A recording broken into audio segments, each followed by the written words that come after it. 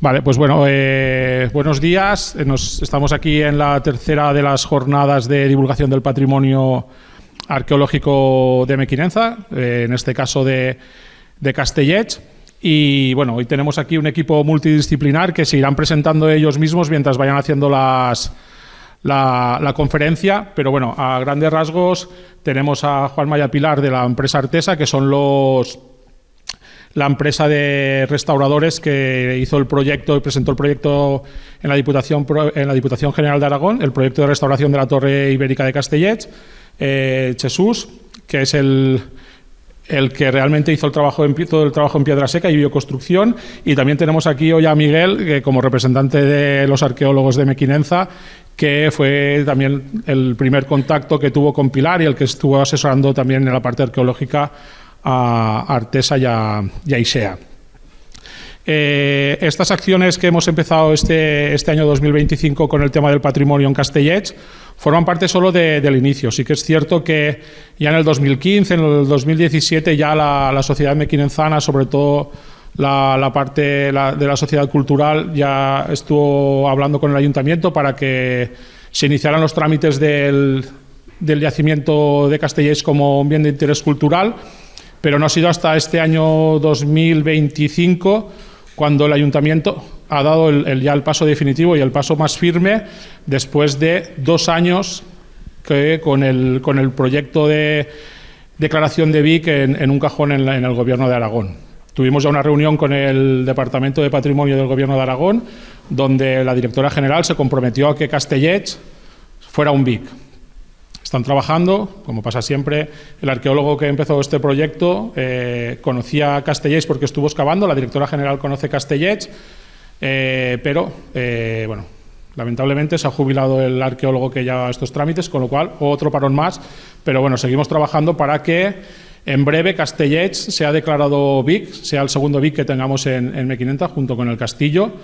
Y bueno, a partir de aquí ya el Ayuntamiento de Mequinenza empezará a trabajar con un plan director para Castellets y para gran parte del patrimonio arqueológico y cultural de Mequinenza, donde ya no solo será el ayuntamiento el que tire del carro, sino que también tendremos que conveniar con administraciones, con universidades y bueno, tenemos que contar también con la ayuda de las asociaciones culturales de Mequinenza, para que todo este patrimonio que tenemos en Mequinenza, no solo aparte de estudiarlo, hay que difundirlo para que la gente lo conozca, se lo crea propio y lo cuide, lo podamos divulgar para que las futuras generaciones sigan conociendo los orígenes de Mequinenza.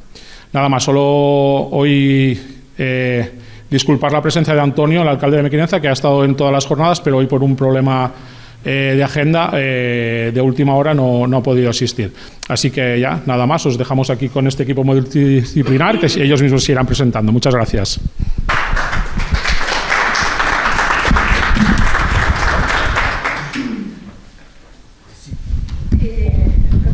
Es que eso va a ser un poco... Sí, sí. ¿Nos sentamos o sentamos. Lo que te sea fácil a ti? Sí, sentamos.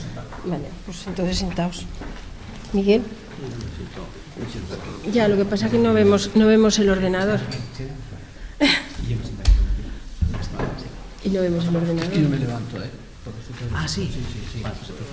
Vale. Bueno, Darío ya un poco lo que yo iba a contaros, esto yo no lo considero una conferencia, yo lo considero más bien una charla. Entonces, que sea un poco charla, luego coloquio, y un poco Darío dijo, ¿vendréis a contarnos lo que habéis hecho? Y nosotros, claro, por supuesto. Una de las patas de esto también es la difusión, ¿no? Entonces, pues nosotros encantados de venir otra vez y contaros todo lo que hemos hecho.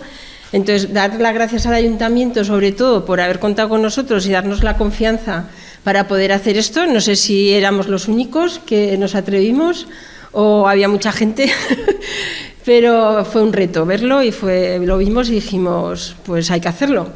Y un reto, porque no sé si conocéis el sitio, pero ya solo la ladera ya decías, ¿y esto cómo se hace, no? Pues bueno, ahí estaba Miguel como mosca cojonera, dándole que sí, y el ayuntamiento puso todas las facilidades. Y Miguel estuvo todos los días con nosotros y hubo un montón de trámites que ya os contaremos. Entonces, qué menos que Miguel nos hiciera un poco la introducción histórica, ya que él sabe mucho más que nosotros de la historia del Casteller. Bueno. Presentaros también a Jesús, que luego os contará. Ya iré pasando el micrófono un poco a Jesús, a Juanma, y yo iré un poco enlazando las diapositivas. Sin Jesús tampoco hubiéramos podido hacer esto, porque pues aparte de trabajo en altura, se dedica a la bioconstrucción, es paretero, hace piedra seca y cursos, y morteros de cal, yeso, cal, o sea, todo lo que sea bioconstrucción. Entonces, aparte de haber trabajado en trabajos de altura, entonces era la persona perfecta, porque nosotros somos restauradores, pero de obras de arte, y se exigía que fuera una empresa de restauración, pero claro, sin él hubiera sido imposible. Y él no lo hubiera podido hacer si no hay restauradores, con lo cual... Entonces, nada, pues paso a Miguel, que nos introduce un poco la parte histórica. Sí. Hola, buenos días. Bueno, yo cuando ya se han hecho 2 charlas de los Castellets, José Ignacio y Marina Bretos, entonces cuando me plantearon de hacer la introducción, yo pensé, volver a hablar de lo que ya han hablado, y además estupendamente, tuve la suerte de estar en la charla de José Ignacio, la verdad que me parecía, entonces dije, el torreón es un torreón que tenemos en los Castellets, es un torreón ibérico. Y reflexionando pensé, pues entonces vamos a hablar de lo que significó o lo que significa la cultura ibérica en la península ibérica, valga la redundancia. Porque, ¿qué conocemos del mundo ibérico? Aparte de que es una marca de jamones y que es una raza de cerdos muy buena, pues el mundo ibérico significó una forma de cultura diferente a lo que había en la península. Para hablar siempre de historia hay que centrarnos siempre en el espacio y en el tiempo. Entonces, la cultura ibérica, vamos a decirlo de esta manera, se inició en el siglo VI antes de Cristo. Viene de unas influencias, nos remontamos 300 años antes, cuando un pueblo, los fenicios, no sé si los habéis oído nombrar, venían del Líbano, de Tiro, una ciudad de Tiro, y fundaron una colonia en Cádiz, Cadir, una colonia. Esta gente conocían ya la escritura, conocían la acuñación de moneda y se instalaron, hicieron colonias en la península ibérica, pero también a lo largo de todo el Mediterráneo. Ellos eran comerciantes. Y luego, un siglo más tarde, llegaron los foceos, que venían de la Magna Grecia, que eran las costas turcas, y fundaron la colonia de Ampurias, en el norte de la península ibérica, en la provincia de Gerona. Esta gente ya conocían lo que era hacer la cerámica a torno, ya conocían el torno, y lo que he dicho antes, eran civilizaciones ágrafas, o sea, ya conocían la escritura. Aquí en la península ibérica, en el siglo VI, había unas tribus indígenas esparcidas por toda la península, pero la influencia que hicieron los fenicios y los foceos sobre esas tribus fue localizada en todo lo que sería la costa mediterránea de la península ibérica hasta Gerona, Cataluña, y adentrándose por el valle del Ebro. Allí había una serie de tribus que se llamaban ilercagones, ilergetes, odetanos, turdetanos, etc. Ellos no se lo llamaban, esto lo conocemos a través de fuentes latinas, especialmente fuentes romanas. A ver, la cultura ibérica, esa aculturación que cogieron de influencia focea y de la influencia fenicia, se trasladó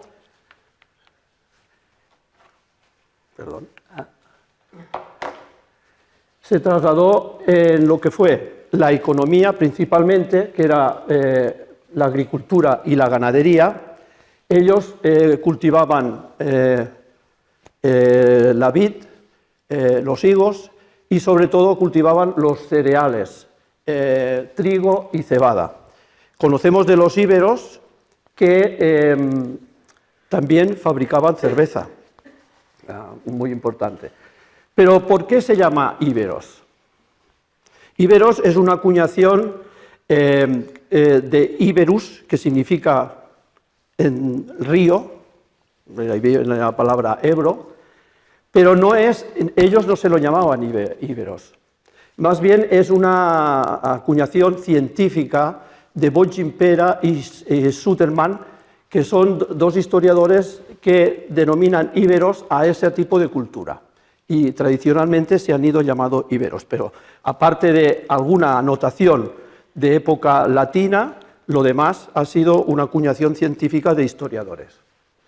Esta gente, como decía, practicaban la agricultura, la ganadería y como cogieron las influencias fenicias, aprovecharon los excedentes que había de agricultura, esos excedentes para comercializar y los vendían. Y a raíz de vender esos excedentes nace lo que se llama el clientelismo. O sea, hay personas que tienen un estatus social más elevado que otras personas. ¿Por qué se conoce esto? La mayoría, el 90% de lo que se conoce de la cultura íbera se conoce por restos y estudios arqueológicos. Conocemos esto a través de que en las necrópolis siempre hay unas tumbas superiores en ajuares que otras tumbas que son más sin ajuar o más sencillas. Podemos hablar de las famosas, no sé si conocéis, la Dama de Elche, la Dama de Baza, esas figuras preciosas que están en el Museo Arqueológico Nacional, que sirvieron esas figuras para dentro huecos, les ponían la urna con los restos del difunto, incinerados.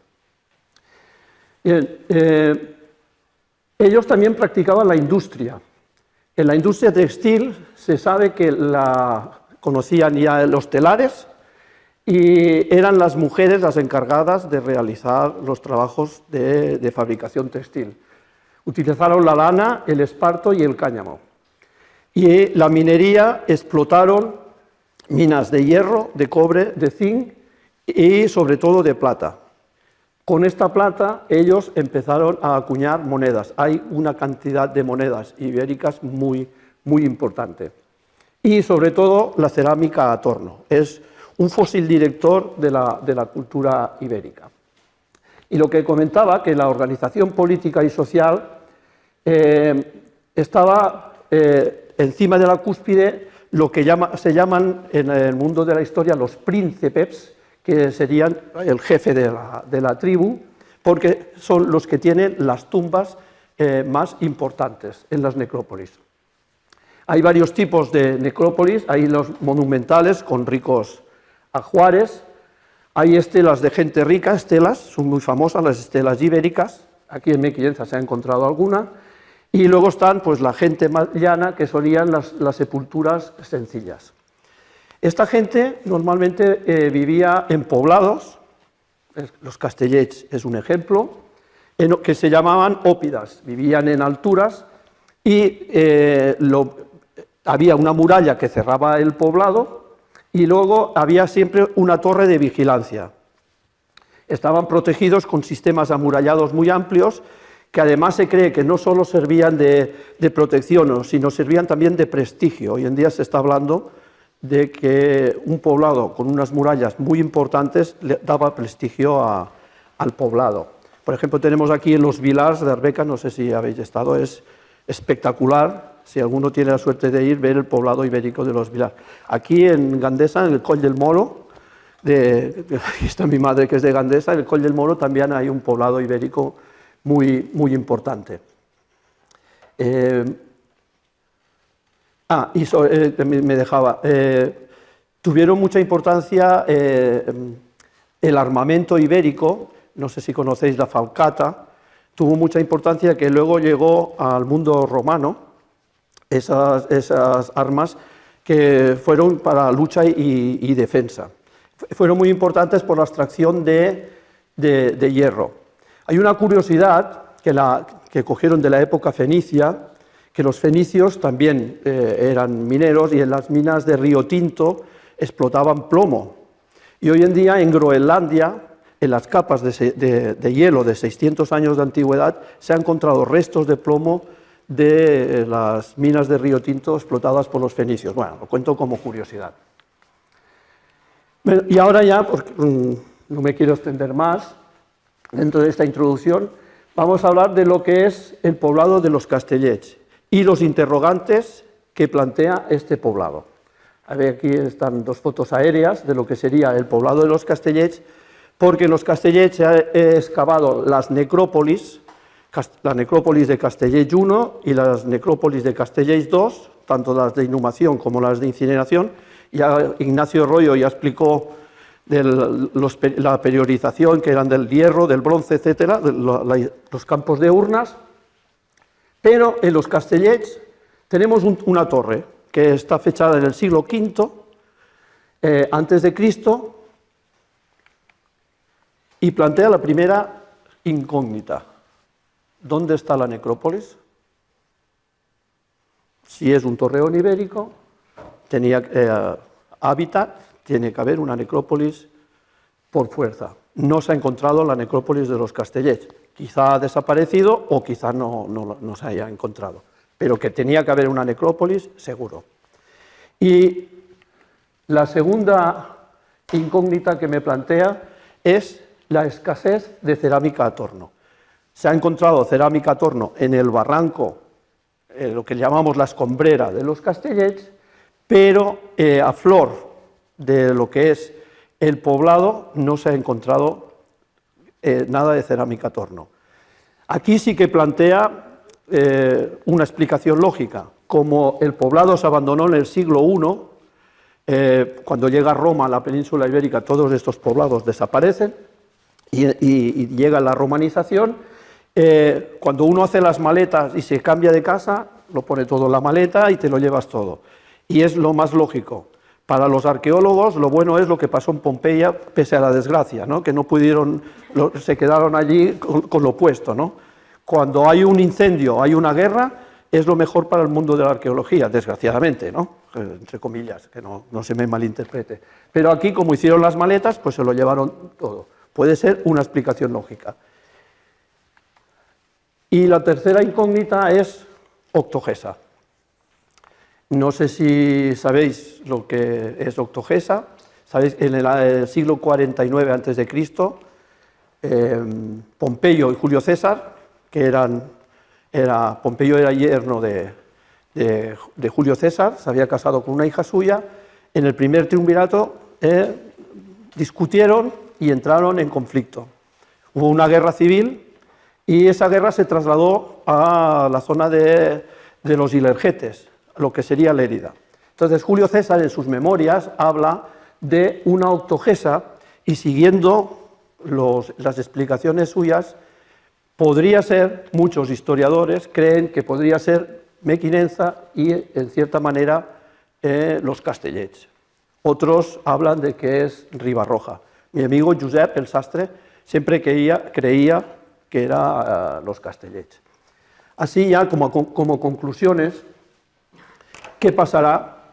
Para deducir todas estas interrogantes que nos plantea el poblado de los Castellets, hay que seguir investigando. Y para seguir investigando es necesario que se haga una excavación. Eso ya lo ha comentado Darío. Hay un proyecto que hizo Raúl Guardiola de planimetría y mirar todo lo que es la zona amurallada de los Castellets. Y creo que será interesante porque si se hace esta excavación, de esas tres incógnitas, alguna, yo no digo que las tres, alguna nos dará luz y conoceremos la verdadera historia de los Castellets de Mequinenza. Y ahora ya acabo porque si no, creo que me voy a pasar de tiempo. Vale, gracias.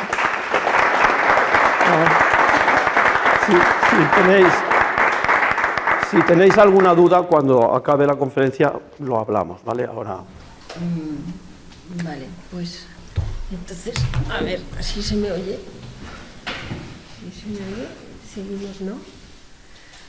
Bueno, esta diapositiva es un poco lo mismo que ha contado Miguel, de la situación y el enclave donde estaría la torre. Y bueno, nosotros cuando llegamos aquí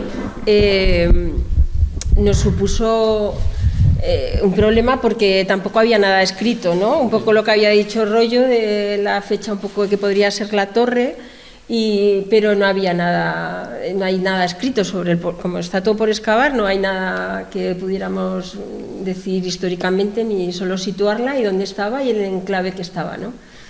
Entonces, a partir de aquí, que esta es la misma foto, para que veáis un poco pues, el foso, ¿no? Es que esto, Juanma, un poco tú, ¿no? Pues aquí está la torre de luz, pues un poco veáis las dimensiones y dónde se sitúa, ¿no? Y aquí es la misma foto. Bueno, y aquí empezamos con el meollo de la cuestión, ¿no? ¿Por qué restauradores y no cualquier otra persona puede hacer una intervención como esta, ¿no? Entonces, para que os hagáis una idea un poco, pues los yacimientos arqueológicos están protegidos, sobre todo por dos leyes importantes. Una es la del 85, que es una ley nacional, y la otra, la que más nos atañe a nosotros ahora, es una ley de patrimonio aragonés de 1999, que esta ley lo que establece principalmente es que tenemos el derecho y el deber, sobre todo, de la protección, la conservación, la investigación y la difusión de lo que es el patrimonio arqueológico. En cualquier patrimonio, pero el arqueológico, entonces todos los yacimientos están protegidos. Entonces, al estar protegidos, hay una serie de normas que hay que llevar a cabo, ¿no? Cualquiera no puede intervenir, cualquiera no puede hacer nada ni absolutamente nada sobre un bien que está protegido. Los bienes están protegidos, pueden ser inventariados, catalogados o bien de interés cultural. El bien de interés cultural es el máximo rango de un bien y es el al que tenemos que llegar, porque ahí ya sí que estamos hablando de la protección máxima del yacimiento arqueológico. Entonces, lo primero que tenemos que hacer los restauradores cuando nos plantean un trabajo así, la cosa es ardua porque hay que hacer un proyecto de conservación y restauración. Ese proyecto pasa por la Comisión de Patrimonio, pasa por el Gobierno de Aragón.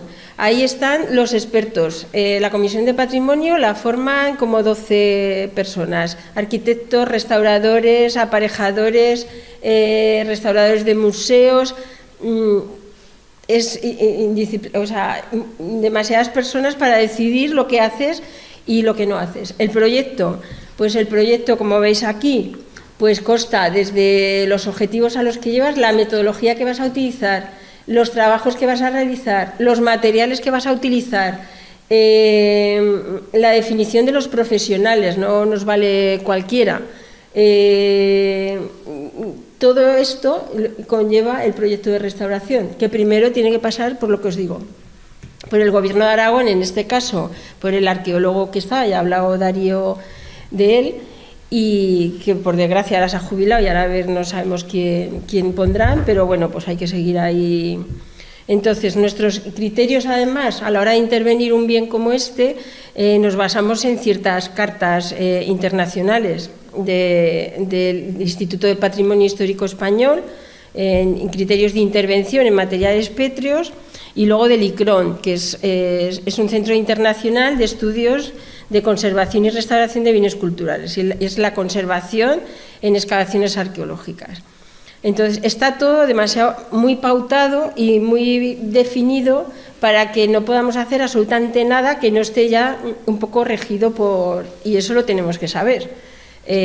No se puede añadir nada nuevo, no podemos hacer falsos históricos, no puedes utilizar ningún material que no sea compatible con la obra, hay que estudiar los materiales de los que está compuesta la obra, y etc, etc, etc. O sea, que no llego yo aquí, Pilar y Juanma, que somos artesa, y nos ponemos allí en la torre a mover piedras. No se trata de eso, aunque haya parecido a la vista un trabajo fácil y sencillo, de poner piedrecitas allí y ya queda muy bonito. Pero no se trata de eso, ¿no? Y luego, pues, personas expertas en saber colocar piedra. Entonces, un poco para que os hagáis la idea de lo, digamos, el principio de todo esto, porque la cosa no ha sido fácil desde el principio. Bueno, y lo primero que hacemos es estudiar la obra, y para que lo entendáis, es como cuando llegas al hospital de urgencias. Tú llegas y te pasan por una puerta, por el ¿cómo se dice? El triaje, ¿no? Entonces te preguntan el nombre, lo que mides, lo que tomas, lo que no tomas, lo que... Bueno, pues así todo, pues aquí pasa igual. Yo llego, veo el sitio, veo la ladera, veo los medios, veo la torre, la tengo que estudiar, la tengo que medir, la tengo que fotografiar por delante, por detrás, por saber qué le ha pasado, por qué le ha pasado, cuál es el... ¿Qué le pasa, no? Pues como en el médico, ¿no? Pues ¿qué te pasa? Entonces, pues te pasa esto porque has comido no sé qué, has comido no sé cuánto y tal. Entonces, pues vamos a corregir todo eso. Usted tiene que cambiar la dieta, usted tiene que comer ahora otras cosas y encima le vamos a mandar unas pastillas no sé qué tal cual, ¿no? Y te mejora. Pues bueno, un poco en la restauración, para que lo entendáis, es un poco así, aunque no... Entonces, lo primero que hicimos fue tomar las medidas de la torre. Entonces, lo que decía Miguel, la medida de la torre nos da la idea qué tipo de torre era, porque ya solo la altura de la torre, estos son 5,40 metros, ¿no? Y la anchura del muro, la anchura de los muros, de las dos paredes que quedan, es 1,40 metro de pared. O sea, imaginaros, y no sabemos ni cuál es el final, porque como toda la zona está sin excavar, ni sabemos cuál es el final por aquí ni el final por allí. Si termina aquí, si de aquí saldría otro piso más para arriba, si cuánto de cimentación tiene, no sabemos nada, son todo incógnitas. Pero solo viendo que la altura ya son 5 metros solo lo que se ve, imaginaos qué tipo de torre. Con lo cual, ¿qué hay allí? Pues sería maravilloso saber lo que hay allí, porque ya solo con esas dimensiones era una pedazo torre de vigilancia o de defensiva o de lo que fuera, ¿no? Pero viendo el yacimiento este de Lérida, que fuimos a ver, las torres no son así, ni mucho menos, y pedazo de yacimiento, ¿no? Entonces dices, una torre así...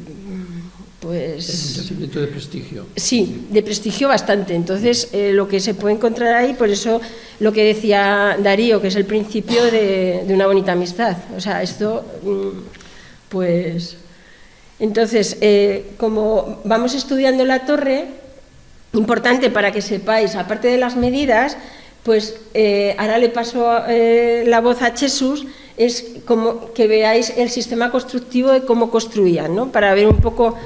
Todo esto lo tenemos que estudiar para saber cómo construían y qué le ha podido pasar y por qué se cayó, ¿no? Y bueno, pues para que veáis también cómo le paso la... Pues os voy a dar un poco la chapa del sistema constructivo, pero bueno, es bastante simple, ¿eh? Bueno, esta gente, la verdad es que, como dice Pilar, era un pedazo de torre, ahí habían movido unas piedras considerables y más o menos el sistema pues es el mismo que se sigue utilizando actualmente, que es pues una cimentación que se suele llamar matacanes, que son las piedras más grandes, un poco sumergidas en el terreno, y luego se va subiendo colocando piedras, todas trabadas entre ellas con pequeños ripios y zaborros. Luego a cierta altura se coloca una llave, que es una piedra que va del lado del muro, que es lo que hace es coser las dos caras del muro. O si no tienes llaves, como aquí, que no, la verdad es que no encontramos ninguna, no es que no lo hubiera, en este trozo no lo había, sí que había tizones, que lo que se hace es pues una piedra que por lo menos entre bastante más de la mitad del muro y en la otra cara otra que pose sobre ella. Entonces hace el mismo efecto que una llave. Y luego ya pues las de coronación, que suelen ser piedras tipo losa y con buen peso para que sujeten todo. Entonces nos dimos cuenta pues que más o menos estaba construido así. Sí que es verdad que aquí no era piedra seca como tal, sino que había cierto relleno, sobre todo era, pues entendemos que era barro con alguna fibra vegetal y a lo mejor cal, ¿no? Lo que sabemos es que es un mampuesto irregular, aparejo irregular, o sea, hay que diferenciar lo que es un aparejo de lo que serían sillares, o sea, no estaba labrada la piedra ni por un lado ni por otro, con lo cual aquí hay un dibujo. No, las hiladas no corresponden hiladas perfectas pero estaban muy bien colocadas, ¿eh? De hecho, claro, una de las cosas que que no podíamos hacer era pues picar para meternos en el otro lado, y lo que había de obra original está muy bien consolidado. Eso sí que... Lo que veis azul es toda la parte de relleno, ¿vale? Que el relleno era una amalgama de piedras, barro, alguna fibra vegetal, y podemos pensar que a lo mejor usaron cal, no lo podemos saber, ¿no? Y bueno, pues eso, si tenéis alguna duda o algo del sistema constructivo... Desde el primer momento, yo quizás eso yo no lo sé, ¿qué es piedra seca? Cuando tú te quedas experiencia en piedra seca... La piedra seca es el sistema constructivo que se utiliza la piedra. No hay ningún mortero, ni ningún... más que piedra sobre piedra y calzados unas con otras. A ver, hay un poco de discusión porque, claro, cuando es un relleno, como este caso, que era un relleno de barro, ¿se puede considerar piedra seca? En realidad sí, desde mi punto de vista, porque la piedra se sujeta con piedra. El relleno lo que hace es tapar huecos y consolidar un poco, pero la piedra no descansa sobre el barro y luego coloco barro y luego piedra encima. No, la piedra va siempre piedra sobre piedra, que es algo que se debería de hacer siempre. Incluso hoy en día, cuando se hacen morteros de barro, o sea, de cemento, perdón, cuando alguien construye utilizando el cemento como el soporte para la piedra, es un error. Va a haber patología seguro. Eso es la piedra. Lo que seca. teníamos claro es que no había juntas, o sea, como hemos visto en otros sitios que hacen un sin castillo, ponen todas las piedras y retacan todas las juntas para que se vea todo cerrado y todo bonito. Eso no, así no era la construcción. La construcción era piedra sobre piedra, y lo que dice Jesús, con las mismas piedras iban haciendo llaves, iban introduciendo tal, ajustándolas para que no cayeran, y luego sí que detrás, que ahora veremos las fotos, estaba todo el relleno de barro y argamasa y piedras pequeñas, y era lo que hacía que las dos paredes se hicieran un todo. Estamos hablando de 1,40 de ancho. Es un pedazo de muro, ¿eh? ¿El zaborro qué es? El zaborro es piedra de relleno. El ripio, normalmente llamamos ripio o falca, a la que nos sirve para calzar una piedra y que no se mueva. Cuando colocamos piedra tenemos que tener muy claro que la piedra que colocamos no se tiene que mover nada, porque luego encima va a llevar muchísimo peso. Si esa piedra está colocada un poco en falso, a lo mejor sí nos va a sujetar el muro momentáneamente, pero con el tiempo va a fallar por ahí.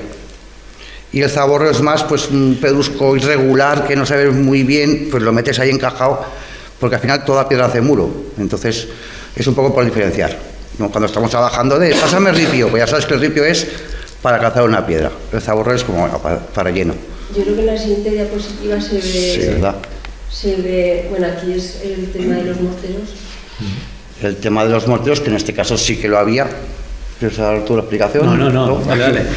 Pues en este caso era un mortero de barro con fibras y amalgama de piedras. ¿Veis el mortero aquí? Todo eso es...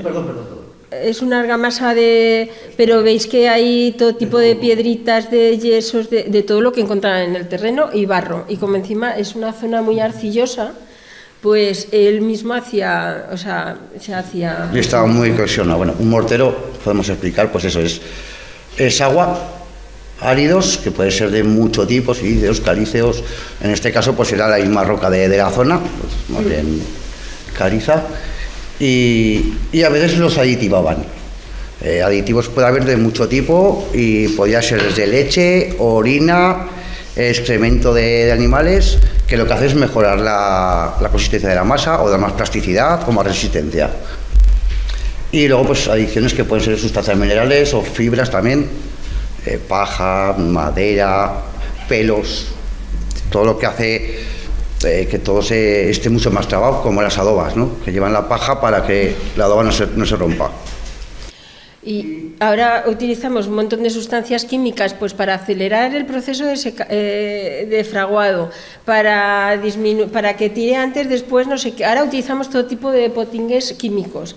Antiguamente, estamos hablando de estas fechas que todo era natural y el mortero estaba compacto, estaba muy bien elaborado. Muy bien elaborado y era de la zona, ¿no? Y después era pues lo que tuvieran, pues orina. Los de orina, zona, no sé, a lo mejor cuando lava, por ejemplo, pues ahora tenemos anticongelantes de muchas marcas, muchos tipos, pues antiguamente usaban miel o azúcar y funciona, funciona muy bien.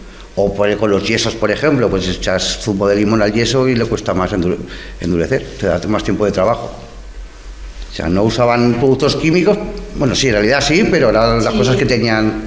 colágeno, en los yesos, colágeno es la cola animal o de pescado que se utilizaba en caliente, se echaba al yeso, a los morteros, y eso hacía, aparte de la dureza, que pues la flexibilidad del mortero, que fraguara mucho, sí, más lento. Y luego pues el conglomerante, que al final es pues con el cemento de hoy en día, ¿no? Pues puede ser barro, puede ser yeso, cal aerohidráulica, que es todo un mundo complejo también, lo de las cales, o mezclas compatibles. Por ejemplo, tú una pared de yeso pones cal y te la va a escupir, pero sin embargo, cuando amasas el yeso con la cal, en el amasado, consigues un mortero muy duro que se llama trabadillo. Y todas esas cosas, esta gente lo dominaba, era increíble. La construcción, sabemos seguro que sigue. Sí. Pero después tuvimos una conquista romana y de otros tipos de tribus. ¿Pudieron en algún momento acceder a la torre en alguna zona? ¿Vosotros habéis delimitado que haya dos sistemas de construcción diferentes? No. O sea, toda la torre ya fue construida por los íberos. Nada, solo hemos visto que alguien pisó, pero fuimos hace poco. O sea, quiero decir... Eso, a eso me refiero. Como intervención humana, o sea, es que era todo continuo. El mortero era todo el mismo, o sea, todo el conglomerante de allí era el mismo, no había diferentes fases. En Roma hace que todos los poblados íberos que están en colinas los hace bajar abajo por una cosa obvia, porque en las colinas se podían defender y en la parte de abajo es más fácil que no se defendieran. Y era una norma de Roma. De hecho, cuando algún pueblo se rebotaba, pues tenemos el caso de Numancia, ¿no? Que nos hicieron caso y ya sabemos lo que pasó.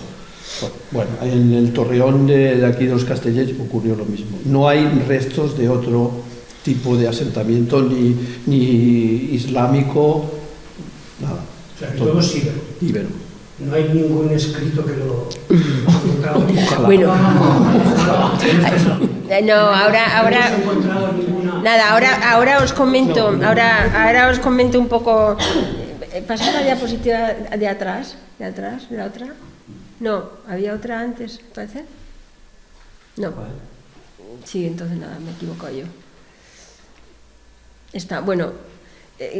¿Terminaste, Jesús? Sí, ¿alguna duda? Si no, luego... Bueno, es que luego iba a hablar de lo que tú comentabas. Menos mal que teníamos esta foto del 2014, que al menos nos sirvió de referencia, porque teniendo esta foto, pues podíamos ver pues cómo era la construcción, cómo estaban los... Cómo estaba el mampuesto, todas las piedras, cómo estaban unidas, cómo... Del 14 al 25, pues la degradación que sufrió, pues... Y aquí podéis ver... no, lo que decía Jesús, ¿no? Cómo iban a trabar las piedras, aquí decía... No llegar a la seguridad. Decía, bueno, pero es que ellas encajan, o sea, encajan unas en otras como para que no cayera, ¿no? Entonces quiero que os deis cuenta de esto, de aquí. Esto es importante, porque ahora cuando pasemos a las siguientes diapositivas, esto de aquí, bueno, pues un poco analizando lo que había ocurrido, lo que pudo haber ocurrido, empezamos a hacer un tipo, mapeamos toda la torre y hacemos lo que nosotros llamamos las patologías, ¿no? ¿Por qué le pasó esto a la torre, no? Pues para que veáis por qué le pasó eso a la torre, aquí faltaba losa, que es lo que os he apuntado antes, con lo cual había vegetación y a partir de aquí empieza el deterioro de la torre. después de, ¿cuántos años lleva aquí? No sé, 2500. Sí. Bueno, pues no sabemos, o sea, por qué falta aquí losa, porque curioso de la torre también es que aparte del aparejo de todas las piedras que la van constituyendo, aquí, lo que encontramos aquí es losa, o sea, mucho más fina en todo lo que es la parte de coronación, ¿no? ¿Empezaría aquí otro piso? ¿Sería esta la coronación de la torre? Sería el tejado. ¿Sería el tejado? No sabemos. El caso es que nosotros, viendo que de por aquí entró el agua a lo largo de los años, 11 años, ¿qué pasó? No se desplomó, la torre no se desplomó porque estaba, como veis aquí, estaba a plomo. ¿Veis estas 3 piedrecitas que hay aquí? Estas son estas. Estaba a punto de, yo no sé cómo nos había caído ya, o sea, porque entre ellas... Se sujetan, a veces es sorprendente como las piedras, a poco que se acuñen unas con otras, sujetan una cantidad de peso increíble. Entonces, para que veáis el sistema constructivo que ha explicado antes Jesús es interesante. ¿Por qué? Porque aquí, si nos fijamos, vemos aquí estas pequeñas piedras que no son pequeñas, pero que son a modo de grapas. Eso es, a modo de llave que entra hacia adentro. Que quedan enlazadas con el paño que queda por detrás. Ellos iban construyendo de una manera ordenada. Colocaban 2 paños, iban rellenando, iban levantando. ¿Qué ocurre? Que esta piedra posiblemente esté trabada con el paño que queda por detrás, de tal manera que sujeta esta piedra, sujeta toda esta parte de aquí, por eso no se ha caído. Entonces es muy importante nosotros cuando trabajamos conocer el sistema constructivo. ¿Para qué? Para que luego nosotros a la hora de intervenir hagamos todo lo posible para poder mantener ese mismo sistema constructivo, ¿no? Y saber con qué estamos trabajando. Porque aquí en fotos, no sé si alguien estuvo viendo el yacimiento antes de que nosotros interviniésemos.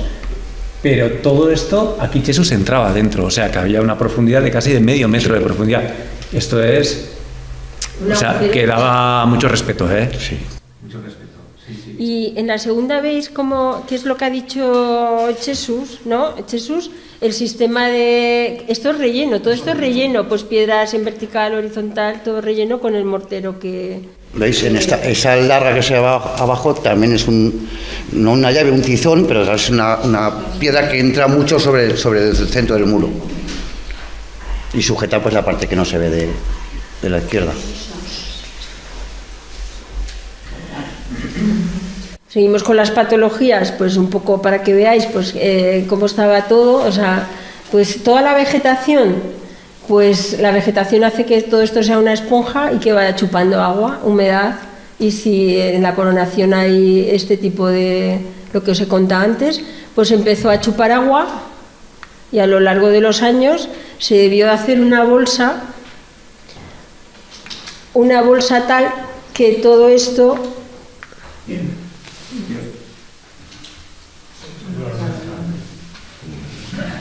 Se fue.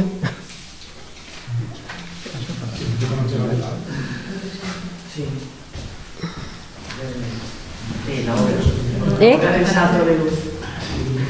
Para hacer la reconstrucción, el material que habéis utilizado, la piedra, eso es la que habéis ido recogiendo. Es la misma que había en la zona. De hecho, muchas las podíamos identificar y ver las fotografías y decir, bueno, más o menos las vamos a colocar, si no igual, porque es muy difícil, a la misma altura o en un sitio muy parecido para... Como un puzzle, ¿no? Sí, fue un poco puzzle. Emparejando. Ahí nos juntamos los 3, estaba aquí, estaba allá, fue muy divertido. ¿No hacer ninguna pieza nueva? Sí, una tuvimos que hacer. Que ahora os contaré. Una, porque la piedra, en vez de caerse entera, se partió transversal, entonces se cayó un trozo, así. Entonces, claro, como no podíamos picar todo el relleno, porque lo de picar, prohibidísimo, y tocar lo que ya estaba, nada. O sea, ver que todo estaba estable, entonces esa piedra sí que la cosimos, o sea, conseguimos una piedra similar y la cosimos a esta, que es lo único así de intervención, porque metimos varilla de acero y lo único que hicimos de cosido. Lo demás eran todas las piedras que había. Nosotros en restauración coser piedra es coser con varilla de acero inoxidable o con fibra de vidrio, cosemos, hacemos 2 cosidos, el diámetro de la varilla es de, en este caso, 8 o 10. hacemos 2 agujeros, así, metemos la varilla con epoxi, pero hace que eso no se va a caer y además como las metes así transversales, no cederá, no se caerá. Eso es el cosido en piedra. Lo veremos, hay una diapositiva en la que aparece Jesús, que está con el taladro.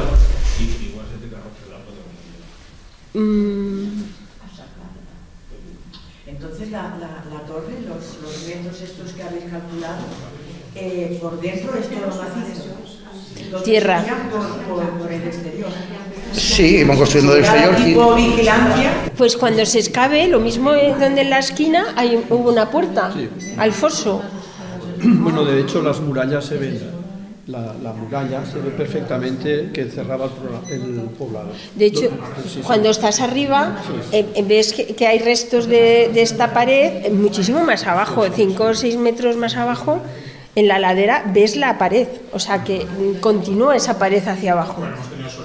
Entonces, ¿Y las losas estas podría ser que las hubiera quitado? ¿Y cómo desaparecen unas losas? pues mira, a veces no es que se quiten, sino que se muevan. Entonces, uno de los problemas que yo creo que fue un error o una sucesión de errores, era la escalera que había, que daba acceso directo a la torre, a la coronación de la torre. Entonces, bueno, pues veis, la escalera llegaba hasta aquí. Aquí vienes por aquí, subes por aquí, el selfie y hacerte una foto aquí, alucinante. Y el paisaje, alucinante. Si habéis estado ahí. Pero la escalera se hizo posterior ya al derrumbe, o sea, no tuvo nada que ver. Sí, pero el acceso por la ladera o la escalera se podía hacer siempre. Siempre se ha cedido. Pero una vez se hizo la escalera, en el proyecto de restauración ambiental y... Sí, ya estaba aquí. El correo ya había caído. Vale. ¿La escalera te refieres No, a bueno. esto de piedra o una escalera? No. Había una escalera que ahora ya no está. Esta es la pared. En la torre lo que nos queda es esta pared, que es la que se cayó, la norte, y esta. Y por aquí había una escalera a la que se accedía hasta aquí. Una escalera que, bueno, ahora la veréis porque se quitó. Pero parece ser que si se cayó después, no ayuda.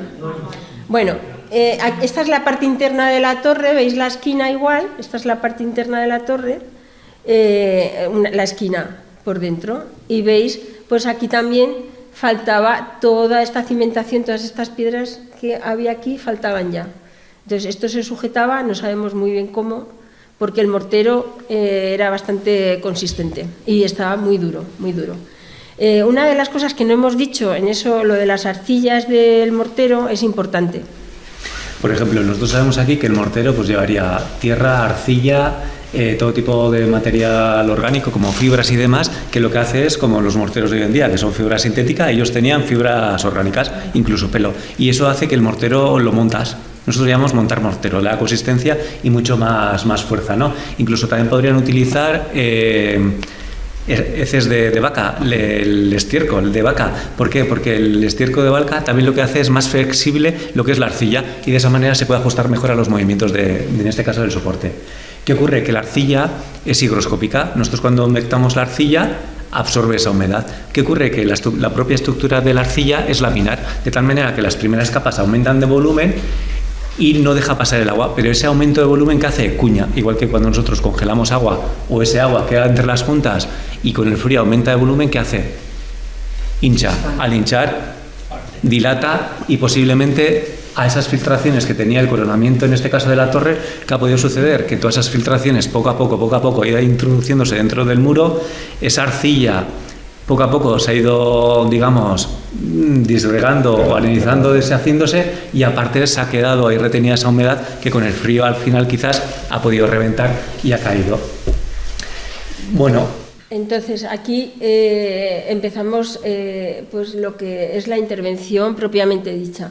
Gracias al ayuntamiento y a las brigadas que nos hicieron un poco... los primeros trabajos fueron recoger todas las piedras que había al pie de todas las piedras que había por aquí caídas en la muralla, de la muralla, entonces de la torre, y se recopilaron a pie de obra, se colocaron todas a pie de obra. Yo sinceramente no sabía las que eran y las que no eran. Jesús las vio claramente, las que eran de la torre y las que no eran. Había otras que sí que tenían mortero, este mortero que vemos arcilloso, tenían las piedras mortero, con lo cual sabíamos que eran de la propia torre. Entonces se desbrozó toda la zona porque el primer día que lo vimos dijimos aquí, esto era como que te caías al vacío, pero bueno, una vez que se desbrozó y se colocaron todas las piedras, pues ya empezamos a ver la luz. Se apuntaló todas las dos esquinas que estaban mejor consolidadas, pues, para cuando empezáramos a trabajar toda esta zona, pues tuvieran peligro de derrumbe, pero que no fue así. Entonces se apuntaló esta zona y esta. Y a partir de aquí empezamos a ver pues que aquí faltaba piedra en la parte de la cimentación. Entonces, lo primero que empezamos a hacer fue colocar toda la cimentación. Consolidar abajo, porque muchas, más que faltar, algunas eran que se habían desgregado simplemente, claro, que son 2000 años. Pues allá la intemperie y la humedad hace que algunas piedras se vayan erosionando. Otra cosa importante que hicimos, que parece una chorrada, pero toda la tierra para hacer el mortero la cogimos de aquí. ¿Por qué? Porque es una zona que está sin excavar y como está sin excavar está protegida y no se puede coger todo el árido de donde a nosotros nos dé la gana y empezar a sacar allí árido y sin saber. Y a mí lo que me daba miedo que hombre, si hubiera los arqueólogos dirán, joder, pues podía haber aparecido algo, ¿no? Hubiera sido genial, ¿no? Pues para mí no, porque si aparece algo es que estoy excavando más abajo de donde debo, que tengo que llamar a Lérida, ¿no? Tengo que llamar a Zaragoza, tienen que venir, tienen que catalogarlo, tienen que fotografiarlo, tienen que tal, y yo mientras me voy a casa y bueno, pues no apareció nada. Aparecieron 2 botellas de Freixenet y algún metal pues están, ¿eh? Oye, una cosa, ¿cómo supiste qué piedras eran las originales de ellos? Muchas, pues como teníamos la foto de lo que había, pues muchas... claro, cuando construyes con piedra, para mí todas las piedras son preciosas, ¿no? Yo veo una y digo, ostras, pues qué cara más bonita tiene. Y muchas ya le había visto la foto, o parecidas, entonces más o menos sabes. Si veis aquí, teníamos aquí colgado en el andamio, teníamos la foto del 2014 y veíamos las piedras que eran, ¿no? Entonces, pues casi te puedo decir que el 90% que colocamos, ¿no? Que se colocaron eran de ahí. Por la forma, el color, porque llevaban mortero, porque te ibas fijando y aquí un poco puedo ir contando Jesús, esto es un poco el proceso de cómo fuimos colocando todas las piedras. Como veis, él entraba en la parte que iba consolidando. Esas que tengo encima de la cabeza son esas que se ven en las fotos que están en el aire.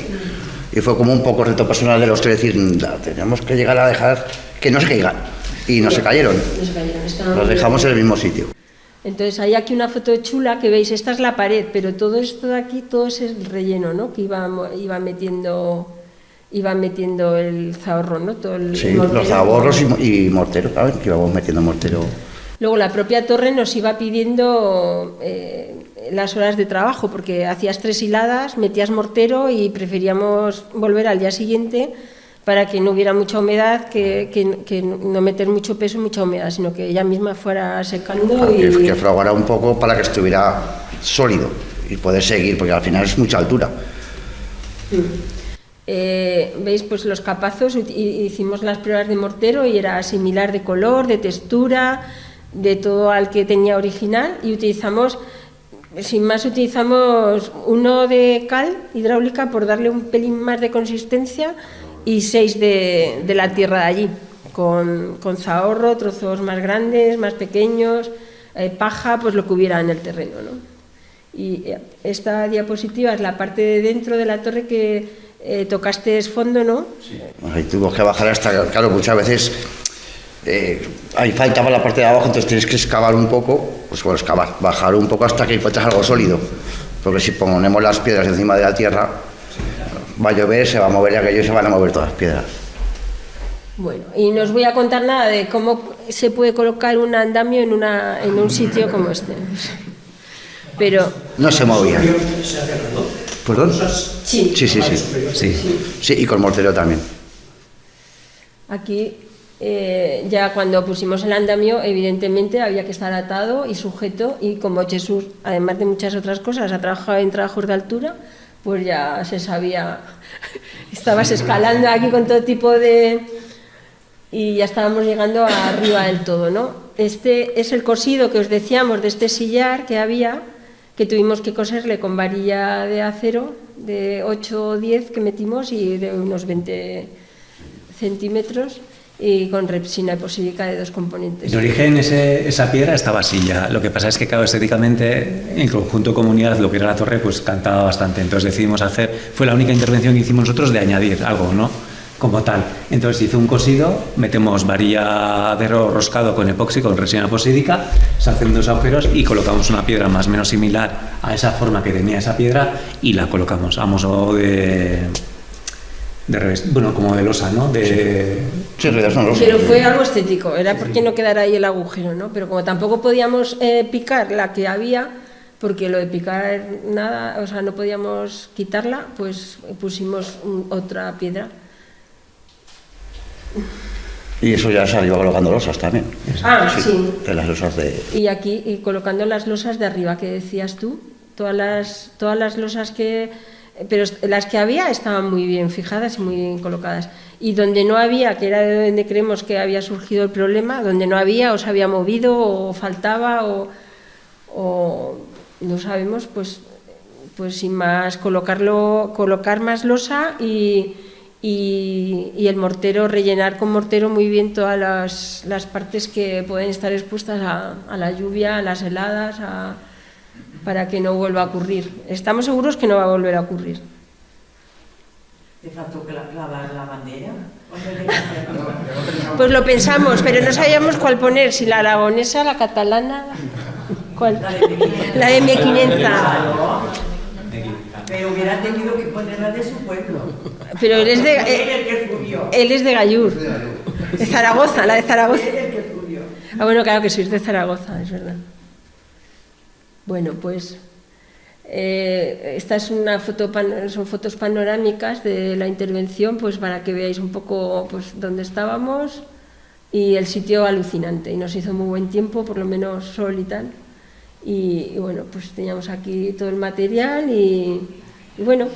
Mira, y luego ahí se ve todo lo que es la muralla, sí. Se ve muy bien. Sí. Eso es. Y lo que explicaba antes Miguel, ¿no? Cómo estaba... pues ese Oppidum que estaba fortificado, que tenía toda una muralla, se ve muy bien cómo continúa de este a oeste. Pues era excavar todo esto, sacar el foso y bueno, pues ver, ¿no? La torre, sí. Dónde llega, cómo llega, hasta dónde llega, aquí también se ve, ¿no? Y luego se ve pues todo el paseo que teníamos nosotros, que dejábamos los coches... ¿Aquí?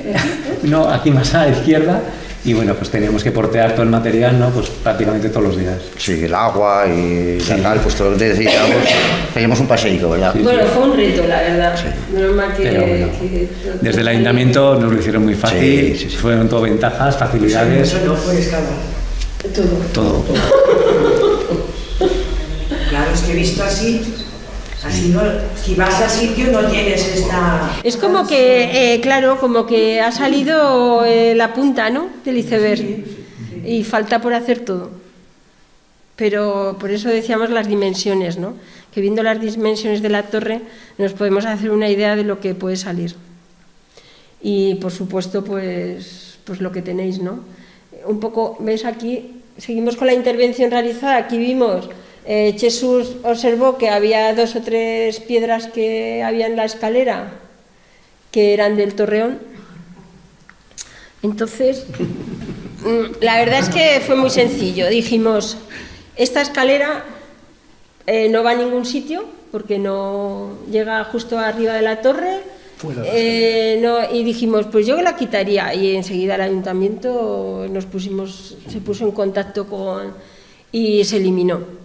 Por suerte, la escalera la habían hecho mal, no la habían hecho muy bien. Entonces, quiero decir, a ver, que llegó el ingeniero y es cierto que bueno, no habían puesto un mortero muy ligero, con lo cual se quitó la escalera igual de fácil que la habían puesto. O sea, en un rato lo desmontaron, Jesús cogimos las piedras que eran del torreón para ponerlas y se eliminó la escalera.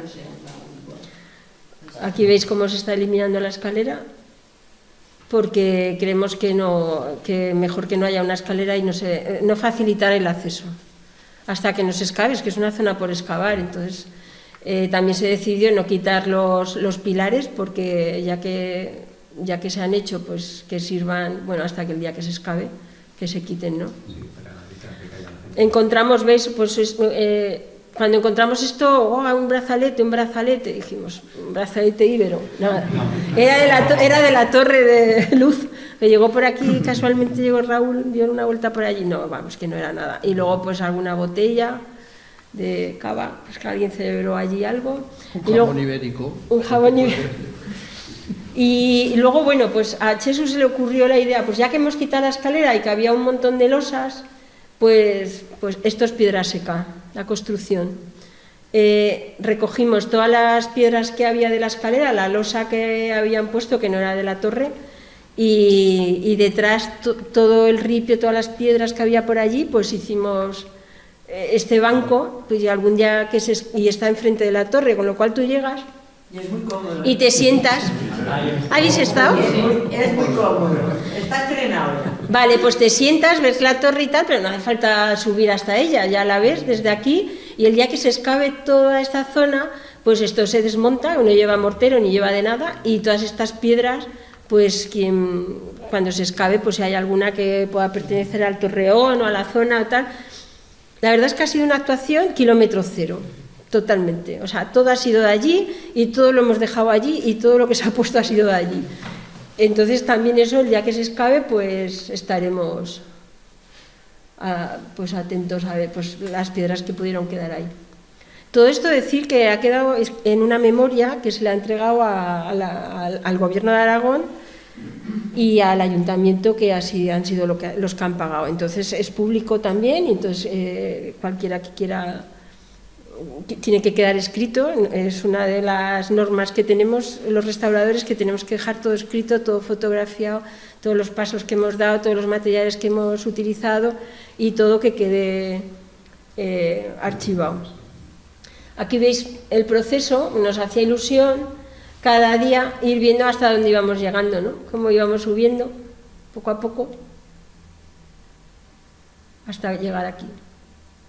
Alguien puede decir, ¿y por qué no la hicisteis la torre? ¿O por qué no, yo qué sé, o por qué no bajasteis más y visteis, no sé? Bueno, porque otra de las normas que nos dicen las cartas internacionales es que no podemos hacer un falso histórico, lo cual no podemos poner nada que no esté, ni que no sepamos que ha estado ahí. Entonces, meramente hemos estabilizado los restos y hemos consolidado lo que había. Y hasta ahí ha llegado nuestra intervención. No hemos echado ningún producto porque no ha hecho falta, no hay que consolidar, no hay que hidrofugar, no hay que... Cuantas más cosas metamos, más problemas, porque siempre todos los materiales que utilicemos tienen que ser compatibles con lo que ya hay. Entonces, meter algo... Vamos a meter un hidrofugante químico para que cuando llueva no se moje. A ver, que ha estado aquí 2000 años. O sea, pues ese tipo de cosas parecen obvias, pero no, cuando vas por ahí y ves restauraciones, pues no son tan obvias. Que al final los restauradores a veces, entre comillas, que creemos que somos un poco artistas, ¿no?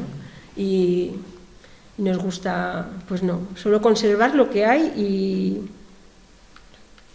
una pregunta, ¿y la altura de lo que es la muralla, en relación a la torre? Porque casi es tan alta, ¿no? Pero ahí están los arqueólogos. Ellos cuando hagan la excavación, ellos verán el sistema constructivo, que más o menos aquí nosotros hemos hecho un avance, pero si construían por módulos, si el tipo de construcción era a razón de ellos, de sus medidas antropométricas, me parece que se llama, todo el tema de cómo estaba urbanizado aquello, la disposición del pueblo, cómo era, pero todo eso, si había una puerta, si existía una puerta norte, si tenía puerta, si tenía batientes, si tenía forma de embudo. Hay que hacer una planimetría que ya yo me refería a la altura de lo que es la muralla y la altura de la torre, porque se ve muy similar la altura de una cosa y la otra. Claro, es que nosotros también... La torre sí que tendría que... Posiblemente esa sería la altura y a partir de ahí sería lo que sería la ronda, tendrían algún parapeto de adobes. Es que nosotros no hemos encontrado nada, no hemos encontrado revestimientos de ningún tipo, no hemos encontrado adobes. Las losas sí que eran más finas en la parte superior, pero tampoco podemos decir que eso fuese ya el remate. O que fuese el piso de otro piso superior. Si hubo otro piso superior, era de adobe, se perdió. Sí, porque si era de piedra, las piedras o están ladera muy abajo, pero tampoco hay muchas piedras allí que digas, pues hubo otro piso y se cayó. Es que la muralla, que sí que se ve, si estás allí, la muralla, lo primero que hay que hacer es ver hasta dónde podía llegar, pero para ver dónde podía llegar, lo primero que hay que hacer es ir excavando el poblado, para ver el nivel de frecuentación del poblado y hacer similar con otros poblados, hacer una comparación, que es lo que se hace en el mundo de la arqueología, comparar un poblado con otro, ¿no? Y aquí posiblemente solo tenemos una torre, pero si justo a mano izquierda de la torre fuese una puerta, posiblemente tendría que haber una torre gemela para dar paso, porque sería el paso norte. Sí, una calle central seguro que hay, los poblados ibéricos todos tenían una calle central y luego estaban las casas adosadas a la calle central. Las casas normalmente eran de un piso, pero se han encontrado escaleras en algún poblado que podía haber dos. Claro, aquí no, como no está tocado el poblado, no podemos saber cómo era, pero que era una calle central, con una forma así ovalada y que terminaba normalmente en punta, y en la punta normalmente había también una cisterna para poner agua. Esto todo son incógnitas. Claro, es una incógnita porque como no se ha excavado... Aquí. Lo que se ve, los restos que se llegan a ver, el poquito que se ve como de poblado, que es luego algún cuadradero, que se ve como algún cuadrado, ¿es del torreón ibérico o es anterior? ¿Es de cuando los castellers con las Sí, es que el problema es que esas dos habitaciones que se excavaron fraudulentamente. Bueno, sí, pero no sabemos. Entonces, como no se conservaron restos, pues no se hizo análisis de las tierras, porque sabemos que las tierras más elevadas siempre son las más modernas, y tal como va bajando llega a la antigüedad, no son la estratigrafía famosa del mundo de la arqueología. Como todo esto se perdió... ¿Pero y las piedras que quedan? Las piedras no nos dan una... Cerámica a nivel de la parte de arriba no ha aparecido nada. Cerámica que sería la cerámica torno, que sería clarísimo que es del mundo ibérico. El torreón es ibérico seguro. Es las incógnitas que planteábamos. Hasta que no se excabe el poblado. Y lo que has comentado antes de los... Bueno, igual me voy ya muy lejos, es por miedo de que se acabe y no pueda preguntar. Nada, que estaremos aquí hasta la hora de comer. Si Pero que has preguntado antes de los romanos que hicieron, bueno, que ellos se fueron, ¿a dónde se fueron? A la parte de abajo de los ríos. ¿Y Mequinenza, no, Mequinenza, claro, es que ahora nos vamos a otro pueblo. Si queréis lo cuento. Me cuento mi opinión. En Mequinenza hay asentamientos romanos seguro, porque se encuentra cerámica que se llama fósil director, que es la sigilata, famosa romana. Mequinenza la ve Ríos, mi opinión, y con Cinto Bonales la hemos compartido, porque en Mequinenza tenemos el resto romano más importante que tenemos es la calzada romana, el camino de la Piedra Bonica. Es una calzada romana de época republicana.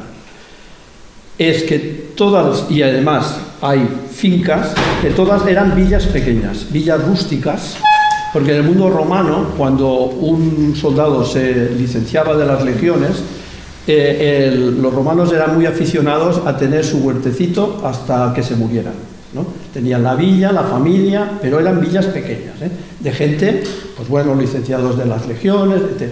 Como hay mucha agua, pues allí tenían su huerto.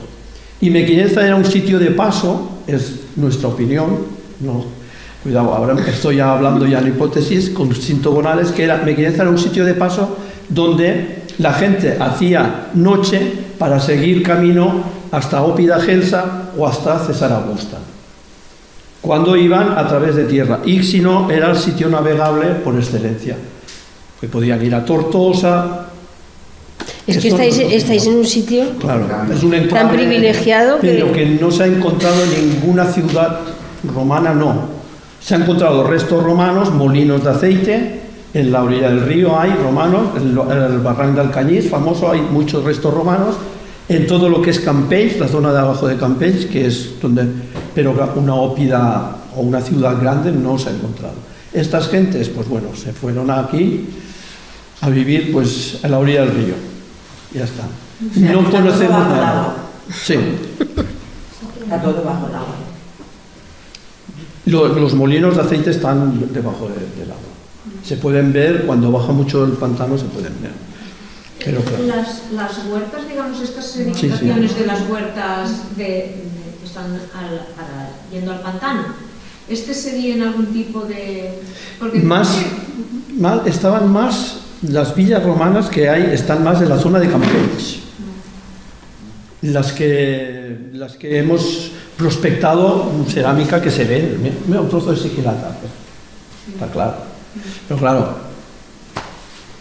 que no se ha encontrado, como Fraga tiene la suerte de tener Villa Fortunatos, en Mequinenza no ha aparecido. No, ya está. Nada, sigo. Bueno, aquí un poco te comentaba a ti, ¿cómo te llamabas? Alfonso, que me decía si habíamos puesto algo que delimitara lo que nosotros habíamos hecho de lo que ya estaba, porque en muchos yacimientos lo que nosotros llamamos, bueno, se llama anastilosis, veis, todo lo rosa que hemos puesto, todo lo rosa es puesto por nosotros, o sea, colocado. Podríamos haber puesto aquí un mortero o una malla o algo que se viera que eso se ha hecho posterior. Podríamos haberlo hecho, pero Jesús decía que cualquier cosa que metiéramos entre las piedras haría que eso se moviera y que no tuviera la estabilidad que tiene, o que podríamos haberlo pintado, como en algunos yacimientos que pintan ahí una línea de rojo, creemos que lo hemos recogido todo lo que hemos hecho, pues la consolidación de todos los morteros en azul, los rosas lo que hemos colocado, la parte verde también las losas que hemos colocado, pues esto está digital en el ayuntamiento, en el gobierno de Aragón. Cuando se empieza a excavar pues pueden ver lo que hemos colocado y lo que no hemos colocado, y este es el tipo de intervención que nosotros hacemos luego después, una vez termina la intervención, que es la memoria que queda escrito y fotografiado todo lo que se ha hecho. Y aquí veis el estado inicial del 2014. Como veis, lo que hemos dicho antes, pues sabíamos que aquí había una torre, había una piedra que era triangular gris, pues hombre, aquí la pusimos, ¿no? Está por aquí, ¿no? Aquí está. Que después de estas 4 de aquí había unas losas finas, pues también las pusimos. O sea, como intentamos poner las piedras que ya había y que estaban, y además que estéticamente sea igual, ¿no? Y luego, pues, importante, todos estos agujeros de aquí nosotros los consolidamos con piedra que había en la ladera, o sea, que era piedra del Torreón. Esta zona de aquí la reconstruimos también para darle asiento a estas piedras que había aquí.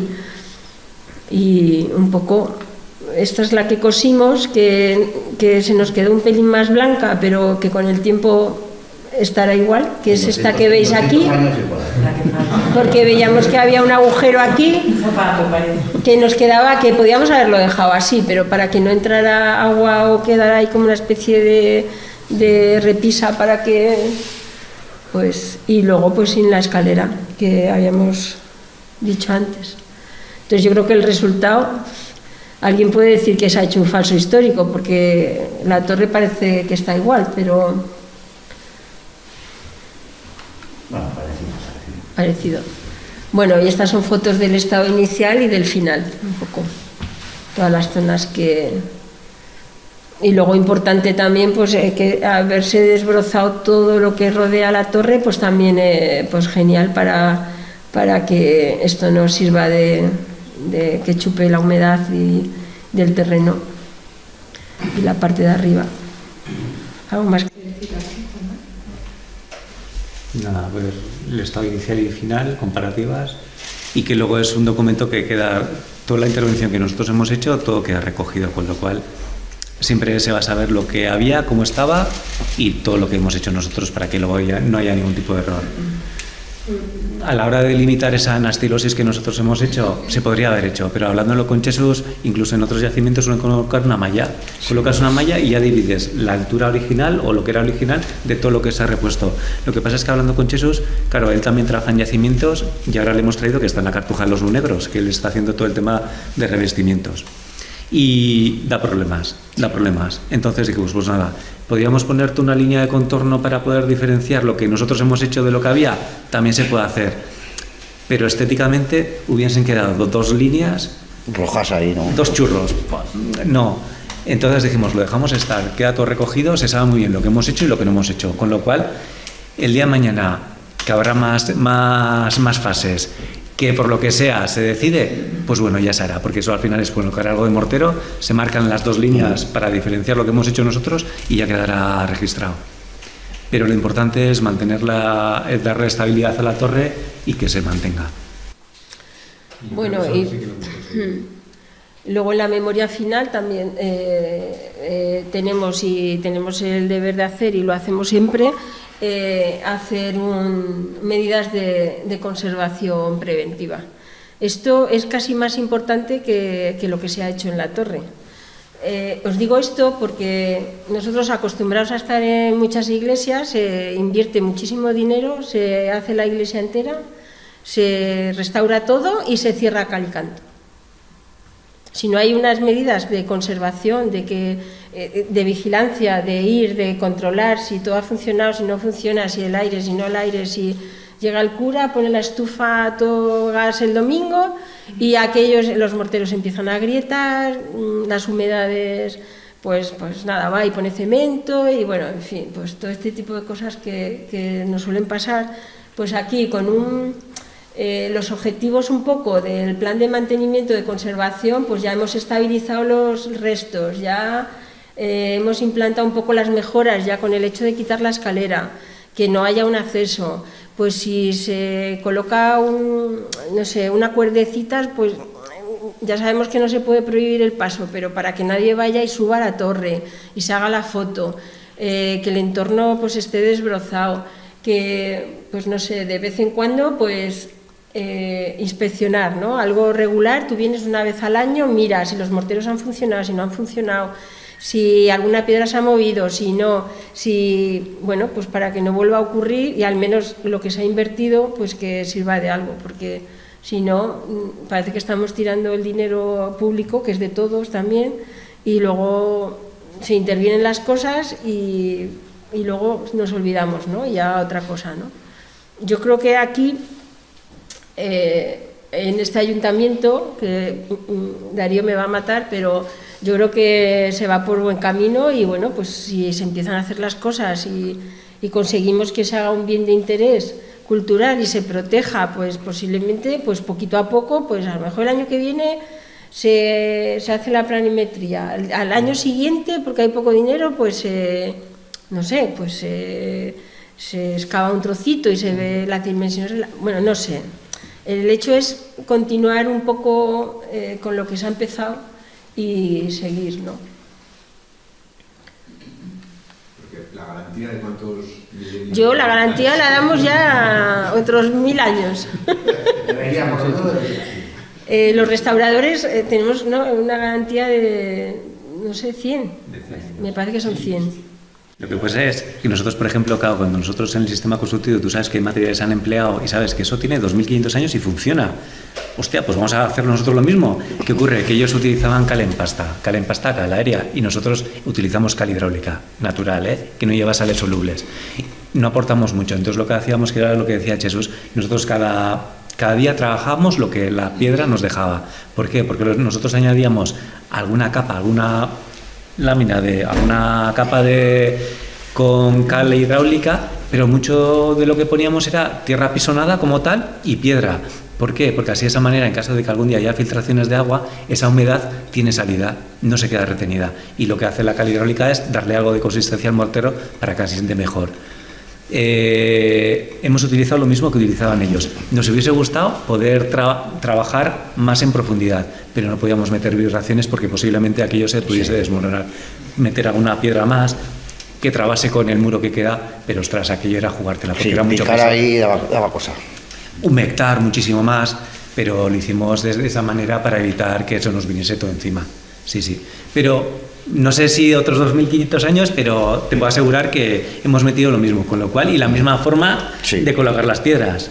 Lo que sí es importante es lo que digo, ¿no? Pues que una vez al año, que yo no digo que... Hombre, yo busco trabajo, porque yo me dedico a esto, pero pues que haya una vigilancia, o sea, que se vaya allí, se tomen 4 fotos, pues todo está estable, todo está perfecto. Firmamos, el 2026, perfecto.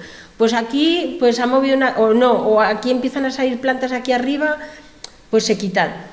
Y entonces ya pues evitamos que, o sea, con 4 cositas de mantenimiento, pues puede durar otros 100 años o hasta que se siga excavando o hasta que... Entonces, pues bueno, cuando os decía lo de las leyes, ¿no? Que a veces lo de las leyes, pues decimos, bueno, pues esto pues es una ley más y ya está, ¿no? Pero cuando hablamos de la ley que protege los yacimientos, pues estábamos hablando de que hay que proteger y conservar, pero es importante investigar y sobre todo difundir. Entonces, en esas estamos, ¿no? Pues evaluar y saber hasta dónde llegamos y que se vaya haciendo poco a poco, pues hasta dónde puede llegar el poblado, pues todas las incógnitas que ha dicho Miguel o alguna más. Y bueno, todo esto hace que sepamos de dónde venimos, porque es importantísimo, y dejarlo para nuestros hijos y difundir el patrimonio que tenemos, porque es lo que nos identifica como pueblo, ¿no? Si lo dejamos caer, pues al final no tendremos nada, ¿no? Y entonces pues es importante pues eso, pues divulgar lo que tenemos y fomentarlo, ¿no? Y que Mequinenza no se conozca solo por los cirulos, que yo, aparte de las minas y poco más, no sé, pues si es que los yacimientos o sea, tenéis aquí una riqueza impresionante, ¿no? Entonces, pues bueno, pues en esas andamos, pues que se favorezca la investigación y luego que, os lo digo por experiencia, que como solemos estar mucho con los técnicos de la DGA, las moscas cojoneras existen, entonces hay que dar y dar y dar y dar, y sabemos de técnicos de la DGA, ya está el alcalde aquí que pesado, con el retablo que se les cae, habrá que invertir algo, pues les meten pues para la termita o para no sé qué, y se les llama así, los técnicos de la DGA, como dijo, qué mosca cojonera, es que venga a dar por culo. Pero es verdad, porque ellos tienen tantos tejados a los que ir, que no atienden si no les das la matraca no hacen nada. Entonces, hombre, qué menos que hacerlo BID, ¿no? Ya que habéis invertido en recuperarlo, hacerlo BID y protegerlo y empezar a hacer cosas, ¿no? Es que sería lo sí, nosotros desde luego ahí lo hemos dejado y todo esto lo pone en la memoria que les hemos pasado al Gobierno de Aragón, y hablamos con Javier Rey y se lo comentamos, y si tenemos oportunidad de conocer al nuevo arqueólogo que esté en la DGA, pues hombre, es que menos, ¿no? Y no sé, y ya. Y gracias.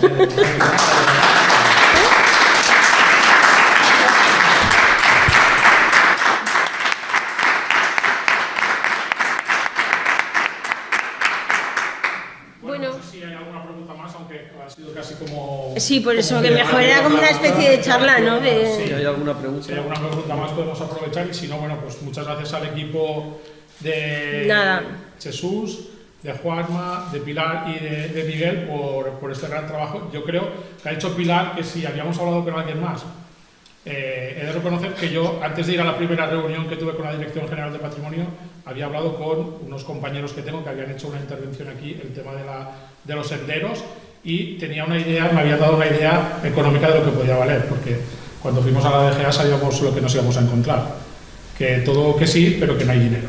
Entonces teníamos que jugar. Y ya a través de Miguel nos recomendaron a Artesa y vinieron, yo creo que les gustó, les pareció un reto y ya con ellos nos quedamos. O sea que creo que les gustó mucho el sitio, creo que es muy divertido, tiene que ser divertido trabajar allí. Sí, pero nuestra primera pregunta fue, ¿pero no tenéis unos restauradores más cerca? O sea, es que somos de Huesca. Somos de Huesca, y veníamos todas las mañanas desde Huesca y íbamos y veníamos, ¿no? Pues encima tenemos una niña, pero como que me chocó que no hubiera gente en el entorno que... Tampoco no miramos más, ¿eh? O no, bueno, pues si no mirasteis cuando más... Cuando dijisteis que sí, pues parecía interesante y sabíais quién lo podía hacer, sí. Pues ya no buscamos nada más realmente. Sí, ya no, sí. A partir de allí lo que queda claro también es esta sensibilidad que tiene el Ayuntamiento de Mequinenza, porque con estos temas arqueológicos o en todo lo que es el patrimonio, esta es una parte importante, que es lo que hablábamos, esta es una parte importante, es la conservación. La investigación se paralizó en el año 94, Miguel, o 92, 94. Sí, 94, creo. Deberemos seguir con la investigación porque se ha paralizado. El tema de la difusión, lo último que se hizo de difusión de Castellers fue en el 2015, 2016, por parte de la agrupación de Coles del Poble. Se han pasado 10 años, han pasado muchos años desde las últimas investigaciones. O sea, este plan director con el que estamos trabajando y esperemos presentar cuando se declare Vic el yacimiento de Castellers, será lo que volveremos otra vez a la rueda, a la investigación, a la difusión y a la conservación. Hay que conseguir que otra vez los niños del colegio, como íbamos nosotros, que muchas generaciones ya no conocen Castellers, es una pena. Entonces lo que hay que intentar es eso, hay que empezar desde la base, hay que meternos en los colegios, a que conozcan Castellers en las aulas y a que conozcan Castellers en el propio yacimiento. A partir de aquí hay que seguir trabajando en la investigación, en la difusión y en la conservación, que es al final, yo creo, lo más importante para que todo el mundo conozca. Sí. Con estos últimos artículos del ADN, yo creo que Castellers ha vuelto otra vez a saltar a la palestra. Vuelve la gente a conocer Mequinenza, pues, ya no solo por los ciruelos, sino también por sus yacimientos. Pero bueno, hay que seguir trabajando y son cosas que sí que es cierto, son lentas, porque la administración en estos casos, pues parecía que lo teníamos todo encauzado. La jubilación del arqueólogo, pues hay que volver como a empezar, a ver en qué trámite estamos, en qué punto estamos. Y en el momento que se declare Vic, el compromiso del Ayuntamiento de Mequinenza es abrir una partida presupuestaria para todos estos temas de investigación, difusión y conservación. En eso vamos trabajando. Pues ¿Hay alguna pregunta más? Espero que sigáis contando cuando tengáis que conservar los restos. y nada, y luego pues también un poco la labor que en la ley lo pone, que yo no me la había leído tan en profundidad, que es que cualquier persona tiene el deber, si encuentra cualquier cosa, si está arando y encuentra una piedra, cualquier cosa, o sea, hay que decírselo a las autoridades y a los que se dediquen a patrimonio, en este caso al ayuntamiento, porque está protegido, o sea, está protegido y es lo que nos identifica, entonces tenemos que hacer hincapié en eso. Y yo, por lo que hemos visto, y mira que hemos trabajado con ayuntamientos y entidades y tal, aquí con vosotros la verdad es que encantados. Todas las facilidades que necesitamos, un andamio, seguirá el andamio allí, necesitamos tal, el agua, el venir, veníais todos los días, o sea, ahora estamos haciendo una prensa de aceite, el alcalde no conocemos a nadie. O sea, no van, o sea, quiero decir, es como tomar el dinero y ya y despreocupados totalmente de lo que se hace, lo que no se hace. ¿Por qué? Porque, hombre, pues no sé, ya que se invierte y se está invirtiendo el dinero de todos, pues al menos está encima de que no nos conocíais de nada, que podríamos haber estado allí haciendo yo que sé qué, ¿no? Ya. Y bueno, pues nosotros encantados que hayáis quedado contentos y vivimos en Huesca, cualquier cosa que necesitéis. Bueno, y en Zaragoza. Jesús. Yo tengo dos preguntitas cortas respecto a la torre. No sé si sería mucho adecuada pero ¿por qué se sabe con esa seguridad? Por el tipo de construcción. Pues es el auge del mundo ibérico, siglo V al siglo III es el auge, es por el tipo de construcción. Es comparativa, es lo que decíamos, es comparativa. El tema es que, claro, lo que antes hablábamos, hasta dónde llega el torreón, los cimientos, claro, hasta que todo eso no se escabe, porque la parte esta de entrada es lo que le llaman el foso, y hasta que eso no se escabe... Pues el foso es un foso... Sí, es un foso, incluso con Javier Rey, cuando estuvimos con Javi, lo vimos claramente, es que si miras muchos poblados ibéricos, casi todos son igual. Son como las casas de Fraga, copiar, pecar, ¿no? Los arquitectos de Fraga. Pues los yacimientos ibéricos casi todos se adaptan al terreno, pero casi todos son iguales. Por eso es. Y cuando decís torreón, ¿cómo hay que imaginar un torreón ibérico? Porque yo no tengo demasiado... Los torreones ibéricos, es lo que ves aquí, son torres altas y normalmente son torres... ¿Un espacio hueco interior o algo? No. Es un torreón que servía para una torre de vigilancia. Algunos autores creen que también era para hacer señales por el río, porque claro, en la época ibérica el río era la AP2 del momento, ¿no? Castillo, no sé si has recordado el castillo, y en el castillo hay cerámica ibérica. Sí, claro, sí. Toda la zona del castillo, sí, y visigoda, pero también ibérica se ha encontrado. Lo que pasa es que lo que resulta un poco curioso es que todo el ambiente, todo alrededor, huela a bronce final. Sí, eso es lo curioso. Y cerámica torno solo hay abajo. La torre ibérica y la cerámica en la escombrera. Esas son las incógnitas. Porque si no, ¿qué otra opción habría, Alfonso? Que fuera de bronce final. Pero no lo sé, ¿eh? No soy especialista en torres ibéricas ni en torres de... Bronce final no. Pero en bronce final los poblados también se les llamaba opium y estaban en sitios estratégicos de tipo crestas de montañas. Pero el torreón es ibérico seguro, por el tipo de construcción. Seguro. Lo que sí, bueno, se ve el foso, aparte del foso, y luego, si no, Juanma, o sea, sí que vemos que nosotros hemos intervenido aquí,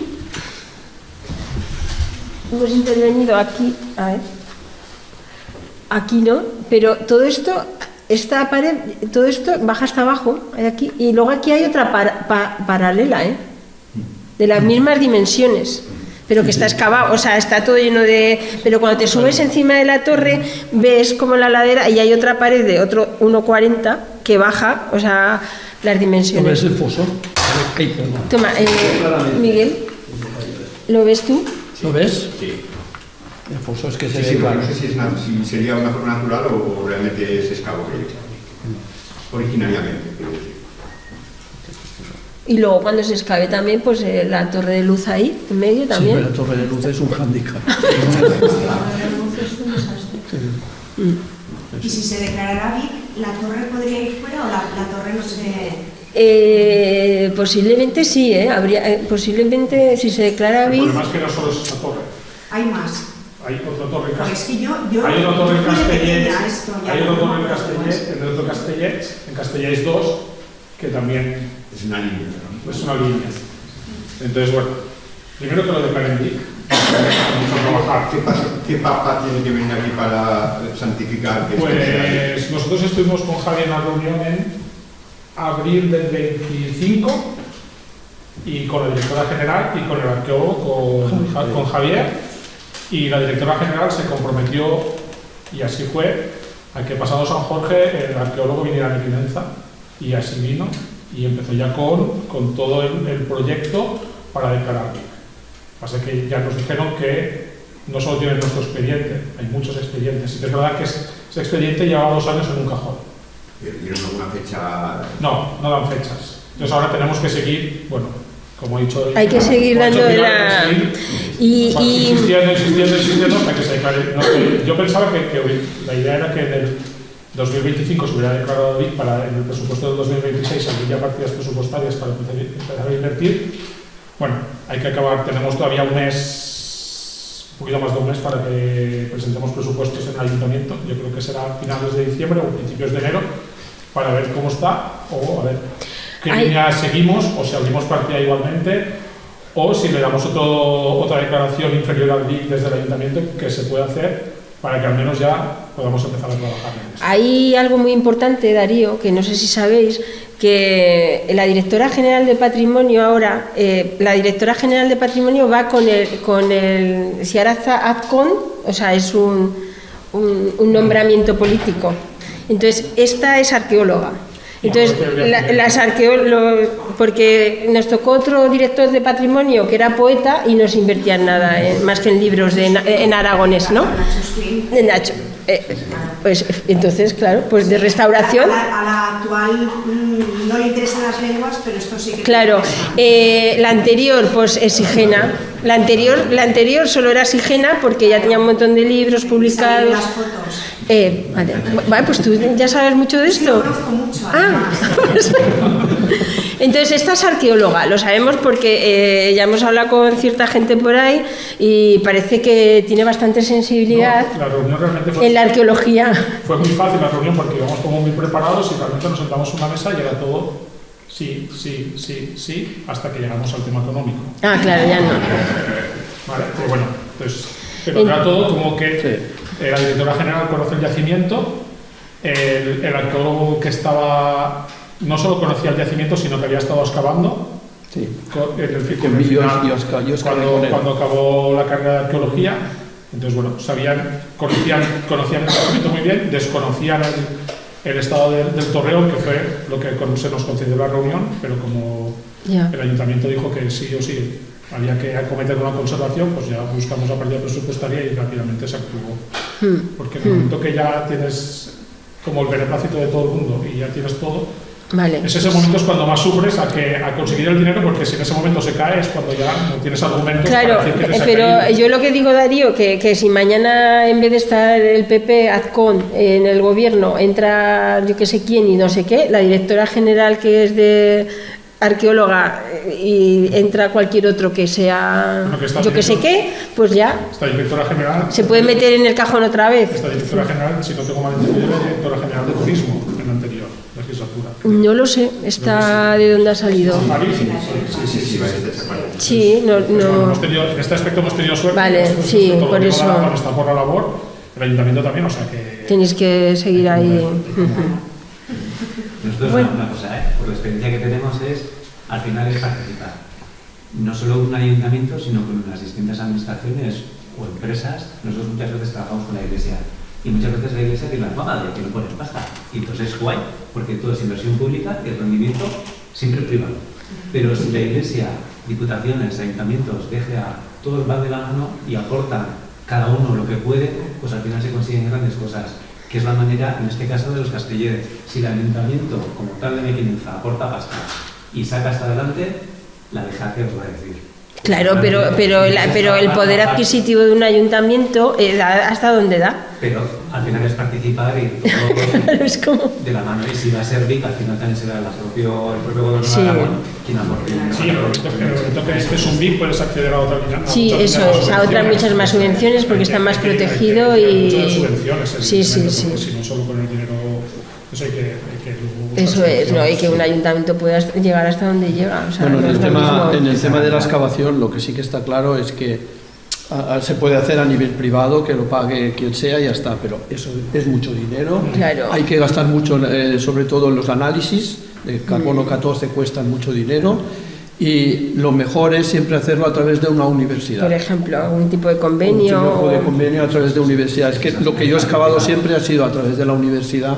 Claro, que vienen los para estudiantes. eso está, por ejemplo, el Instituto de Patrimonio y Humanidades. Yo soy de ese instituto y entonces se firman muchísimos convenios. Es con Salonga, quien dirige, que es de arte, dirige el instituto.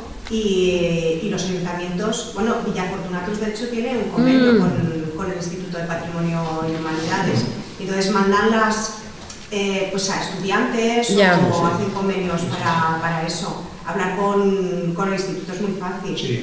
Porque además dicen que sí a todo, porque les interesa tener... no tienen dinero para, obviamente, ¿no? Pero sí que tienen la capacidad humana, ¿no? Y de investigadores para a lo mejor sí que les interesa. Sí, eso el plan director va a quedar muy claro, que hay que conveniar con universidades de Lleida, de Zaragoza, las que quieran venir aquí a investigar y a trabajar, hay que conveniar con todos para conseguir que al menos cada año sí, es algo, aunque sea poco, pero que no se deje. Donde yo excavé en la Codera llevan 32 años. El yacimiento, o sea que... Para eso. Empezaremos en el 2016. Esperemos empezar, esa es la idea. Sí. Pues bueno, muchas gracias Nada, a vosotros.